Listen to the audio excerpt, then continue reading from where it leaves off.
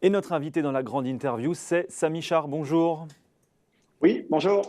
Chef économiste de Lombardie avec une actualité, j'imagine bien sûr que vous devez regarder, surveiller comme le lait sur le feu. Cette nuit, on le rappelle, Vladimir Poutine a annoncé le lancement d'une opération militaire donc en Ukraine, un discours suivi des faits. Plusieurs explosions ont retenti dans les principales villes ukrainiennes, dont la capitale Kiev, et des chars entrent par voie terrestre dans le pays.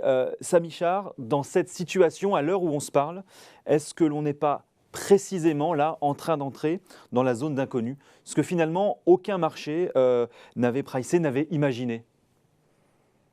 Alors, le risque était quand même très présent, mais effectivement, on a entériné aujourd'hui un nouvel équilibre. On était dans un équilibre où l'influence russe était à l'est de l'Ukraine pour un niveau de sanctions qui était quand même très, très marginal. Mm. Et aujourd'hui, on a basculé dans un équilibre où effectivement, les forces russes sont allées beaucoup plus loin à l'ouest pour un niveau de sanctions qui va maintenant être, je pense, extrêmement élevé. Alors peut-être pas aussi élevé que ce qu'on a pu voir en Iran ou en Corée du Nord, mais on sent quand même que l'équilibre a changé et que le nouveau statu quo, c'est un niveau de sanctions très élevé. Comme le disait votre invité juste avant, un niveau de prix de l'énergie qui est aussi très élevé. Et donc il va falloir regarder les conséquences sur l'expansion économique et évidemment voir la fonction de réaction des Oui. autorités, qu'elles soient fiscales ou monétaires. Ou monétaire, mais juste avant de passer à la suite, sur vraiment la question de la réaction des marchés, est-ce que les marchés aujourd'hui avaient anticipé, envisagé, ou est-ce que là, c'est la totale inconnue? Les marchés étaient entre deux eaux. C'est une année où il y a beaucoup de choses à digérer pour les marchés. On avait une Mm. expansion économique qui était très solide, Mm. et évidemment avec un changement de positionnement des banques centrales qui, lentement mais sûrement, retirait l'accommodation qui avait été mise en place pendant le choc du Covid. Donc il y avait une certaine nervosité autour de ça. Et au-dessus de ça vient ce choc géopolitique. Et donc effectivement, ça fait beaucoup à digérer et de nouveaux équilibres à intégrer. Donc, pour les marchés, il y a une volatilité qui est effectivement importante.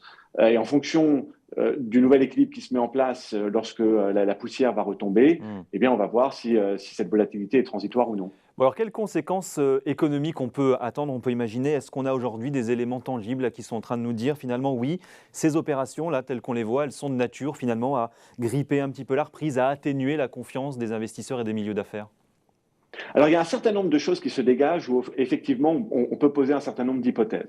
Bon, la première, c'est que la Russie en elle-même n'est pas une très, très grosse économie. Donc, c'est pas par ce vecteur-là Oui. que le choc économique peut se propager. Le choc, il se propage, évidemment, par les prix de l'énergie. Donc, il y a déjà un vecteur précis. C'est pas un choc global, c'est un choc qui va venir par, quelque part, ce choc d'offres négatif sur les prix de l'énergie et la ramification que ça peut avoir. Et là, encore une fois, on peut faire des différences. Les États-Unis devraient être, au final, très, très peu impactés dans leur reprise, dans leur expansion économique. C'est une économie relativement fermée, qui a très peu de liens avec la Russie et qui a une forme d'indépendance énergétique. Donc on voit qu'au niveau américain, l'impact devrait être relativement mesuré, alors que dans le cas européen, évidemment, l'effet de transmission par ces prix de l'énergie est beaucoup plus important.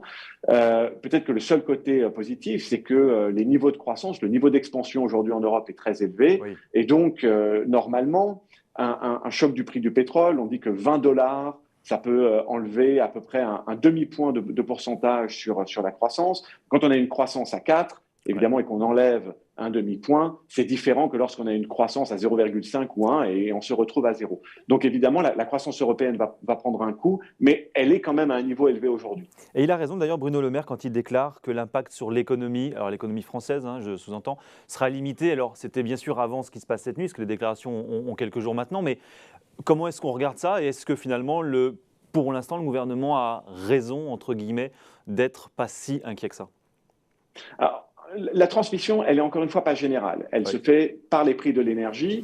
Et donc ça, c'est le premier élément. Le deuxième élément, c'est que l'impact économique, il va aussi dépendre de la réponse des autorités, autant fiscales que monétaires. Et si effectivement, on compense une partie de ce choc d'offres sur les prix de l'énergie par des aides gouvernementales, eh bien, on va limiter encore une fois Hmm. l'impact économique. Donc, tout dépend, bien sûr, de la réponse qui va être apportée. On a du mal à imaginer que cette réponse ne soit pas quand même substantielle. On est dans une Hmm. situation difficile, il y a une reprise à protéger. Et donc, évidemment, le choc est quand même là, mais il devrait quand même effectivement être limité.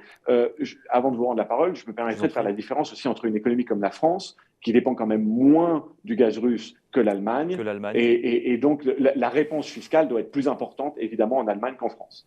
Un petit mot, une petite parenthèse sur les marchés, parce que jusqu'à hier, on avait bien sûr des marchés qui regardaient ça, qui étaient un peu inquiets, mais il y avait quand même des petites progressions, des progressions de manière prudente, on va dire, des bourses. Est-ce que ça, c'est terminé?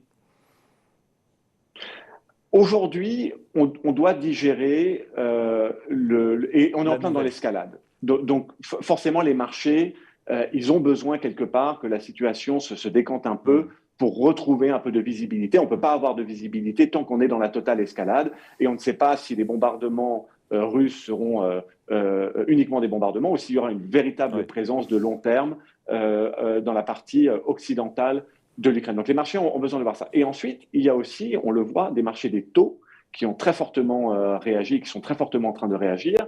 Ça veut dire qu'un des risques que les marchés intégrés, qui était le risque d'un resserrement monétaire trop fort de la part des banques centrales, c'est aussi un risque qui est en train de diminuer. Donc il va falloir intégrer tous ces nouveaux éléments pour voir où est-ce que les marchés vont se stabiliser. Mais effectivement, l'histoire est assez complète et il y a beaucoup à digérer. Et justement, vous parliez des banques centrales, ce qui nous amène aussi sur ce thème de l'inflation, parce que, alors, ça, naturellement, un mot sur les conséquences, un impact pardon, sur les conséquences macro. L'inflation forte en zone euro, nous l'a encore été confirmé hier avec les chiffres d'Eurostat, hein, on est à 5,1%. Est-ce que la situation aujourd'hui, là, telle qu'on la connaît depuis cette nuit, depuis ce matin, peut avoir effectivement un impact sur les prix? Alors bien sûr que la composante énergie de l'inflation, elle va monter. Mais c'est une composante que les banques centrales ne contrôlent pas. Elles peuvent monter les taux autant qu'elles veulent, elles n'arriveront pas à faire baisser les prix du pétrole. Et en même temps, on a ce choc d'offres donc sur la partie énergétique, mais on risque une détérioration de la demande. Donc on ne serait pas étonné de voir les banquiers centraux et par exemple le langage de la C'est Banque ça. centrale européenne changer en disant que les risques sur l'expansion économique, les risques de la reprise, maintenant ont augmenté. Et je serais très surpris de voir une banque centrale resserrer sa politique monétaire dans un contexte de choc d'offres négatif. Donc évidemment, si on a de l'inflation qui vient de l'énergie en raison d'une guerre, une banque centrale ne devrait pas monter les taux. Donc on peut imaginer qu'aujourd'hui, la posture de la BCE n'est peut-être pas très confortable, mais ils ont plutôt en tête le fait de repousser leur normalisation monétaire que de l'avancer et de l'augmenter, évidemment. Parce qu'on avait effectivement une BCE qui était très attentiste pour l'instant, qui ne s'énervait pas trop, on peut le dire comme ça. Naturellement que la position, elle peut changer là. Alors, la communication de la BCE, c'était des achats d'actifs qui auraient dû prendre fin au troisième trimestre de cette année et éventuellement une première hausse de taux En octobre, en décembre. en décembre. En octobre ou décembre, les marchés doutaient un peu, en ramenant un petit peu cette hausse de taux, peut-être même à l'été. Il semble qu'aujourd'hui, voilà, il y a une fenêtre, si la situation ne se décante pas rapidement, il y a une fenêtre pour repousser, en tout cas, cette normalisation monétaire. Et donc, on pourrait imaginer des hausses de taux plutôt en 2023 si la situation se décante, mais certainement pas dès le milieu de 2022, parce qu'encore une fois, l'incertitude sur la demande, l'incertitude sur la croissance, et donc l'incertitude sur l'emploi et sur les prévisions d'inflation futures ont énormément augmenté.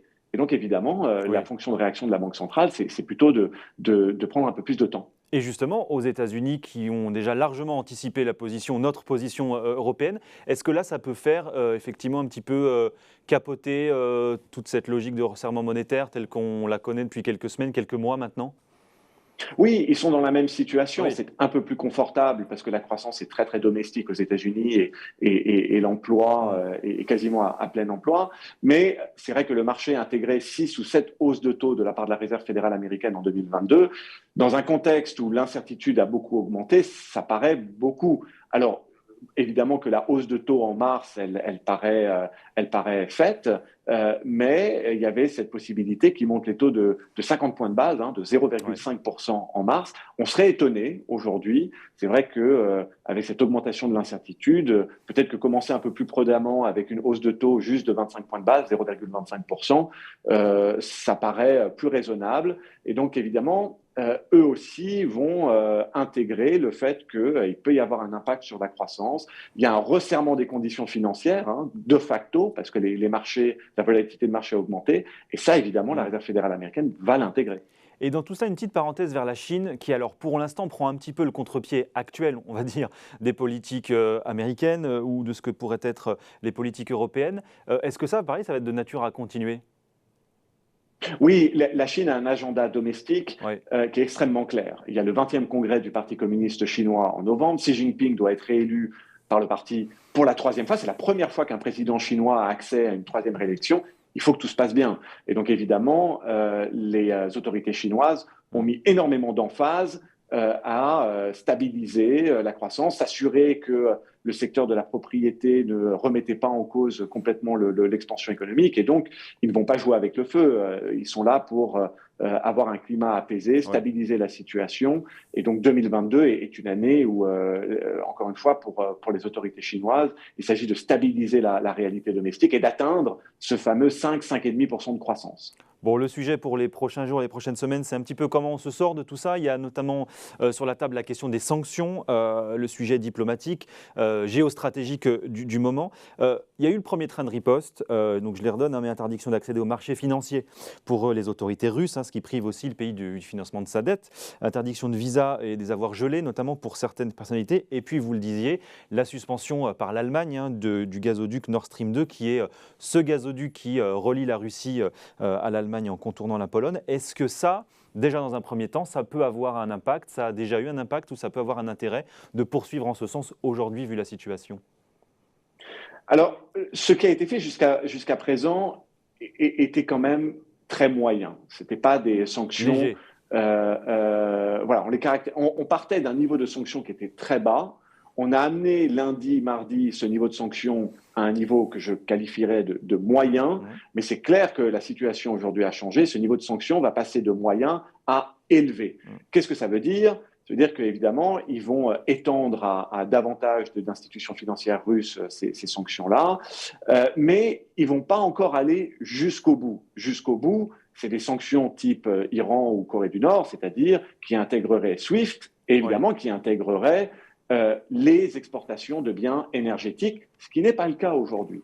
Aujourd'hui, Nord Stream 2 n'a jamais opéré et semble ne pas être en voie d'opérer, mais alors Nord Stream 1, lui, opère complètement et le gaz russe entre en Europe. Je vous rappelle que même pendant la guerre froide, les exportations russes de biens énergétiques continuaient. Donc, on serait vraiment à un stade là très, très élevé si effectivement les sanctions touchaient ces biens énergétiques, mais ce n'est pas pour tout de suite parce que les Occidentaux ne veulent pas tout, quelque part, tout annoncer maintenant. Ils se donnent le droit d'aller encore un peu plus loin. Et tout dépend de la posture, évidemment, russe. Est-ce que c'est juste des bombardements qu'on voit à l'ouest de l'Ukraine ou est-ce que c'est une présence de long terme? Et donc, évidemment, ces sanctions-là vont avoir un rôle à jouer parce que des sanctions, c'est le seul outil aujourd'hui des Occidentaux.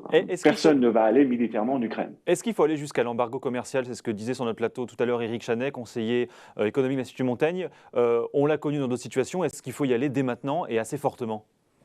Oui, et il faisait très bien de le rappeler qu'on l'a connu dans certaines situations, mais pas dans la situation russe. Donc on est dans une situation qui est quand même différente. Et je dirais que ça ne dépend pas des Occidentaux, ça dépend de la position russe. Est-ce que jusqu'où ils vont, comment ils y vont, pendant combien de temps, mais on peut très bien imaginer que dans le pire des cas, si l'attitude russe continue d'être extrêmement, extrêmement belliqueuse, que oui, effectivement, une partie en tout cas, des exportations russes de biens énergétiques soit limitée, bien sûr, et vous parliez ou sanctionnées. Et vous parliez effectivement tout à l'heure d'ailleurs des SWIFT en parlant de sanctions possibles de la part des Occidentaux. Il y a cette possibilité qui est toujours sur la table, Joe Biden l'a rappelé, exclure les banques russes du SWIFT. Alors on le rappelle en un mot, mais c'est ce réseau d'échange international de données bancaires. On le voit bien d'ailleurs quand on fait tout à chacun des virements. Les États-Unis qui voient vraiment ça finalement comme l'arme suprême, la sanction suprême. Est-ce que effectivement ils ont raison de le considérer comme tel? Alors qu'ils le considèrent, quelque part, c'est de bonne guerre, évidemment. On dit, plus les troupes russes vont loin, plus le niveau de sanction va être élevé. Le niveau de sanction maximum, c'est effectivement l'embargo sur les biens énergétiques et bloquer SWIFT. Mais oui, SWIFT est un petit peu la dernière chose qu'on veut utiliser parce qu'à partir du moment où on politise SWIFT, il y a ce risque que d'autres plateformes soient créées. Les Russes, d'ailleurs, ont créé une autre plateforme sur laquelle il n'y a personne. Mais on peut imaginer que d'autres pays, dans d'autres circonstances, Voilà, quelle sera l'attitude des Chinois si SWIFT commence à être politisé. On sait que c'est une arme qui pourrait être utilisée un jour contre eux s'ils vont également trop loin et si les rapports se tendent énormément. Donc, politiser SWIFT aura aussi des conséquences et c'est normal que ce soit un peu la dernière sanction sur la table. Et des conséquences aussi sur les partenaires commerciaux de la Russie, on l'imagine, puisque les données interbancaires, par définition, elles ne se limitent pas exclusivement à la Russie. Bien sûr. Bien sûr, donc on n'y est pas encore, mais très clairement, voilà, une chose qui a changé ce matin, c'est qu'on passe quand même d'un niveau de sanction que je caractériserais très moyen, à un niveau de sanction qui va quand même être beaucoup plus difficile. Donc les choses ont quand même changé et il faut voir l'implication que ça aura pour la reprise européenne. Bon, un petit mot quand même, on va dire plus positif pour terminer, parce qu'il y a malgré tout quand même quelques bonnes nouvelles, des résultats au rendez-vous ou qui dépassent les attentes, l'emploi, la consommation et la prévision de croissance qui sont toujours au beau fixe. Est-ce que ces bons indicateurs, et bien sûr on peut les détailler, ils sont plus forts aujourd'hui ou ils vont être plus forts pour les marchés que ce qui est en train de se jouer effectivement en Russie ou en Ukraine ? Alors, ce boom économique, on n'ose souvent pas le caractériser ainsi, mais la réalité, c'est que l'Europe était dans une forme de rebond très impressionnant, donc de boom économique. Oui, la contrepartie, c'était également une pression sur les prix, mais enfin, il y a un niveau de chômage qui est très bas, il y a un niveau de croissance qui est élevé, et donc évidemment, ça ouvre un coussin de sécurité au moment où on vit ce choc géopolitique, et il va s'agir très certainement d'accepter qu'une partie de ce coussin de sécurité soit entamée par ce choc énergétique, mais par contre, il va falloir défendre le reste de cette expansion. Et encore une fois, la réponse fiscale et la réponse monétaire devraient permettre quand même de maintenir un niveau d'activité, un niveau d'emploi et un niveau de consommation, j'ai envie de dire, acceptable, favorable quand même dans la zone euro. Il faut le faire, il faut défendre cette expansion.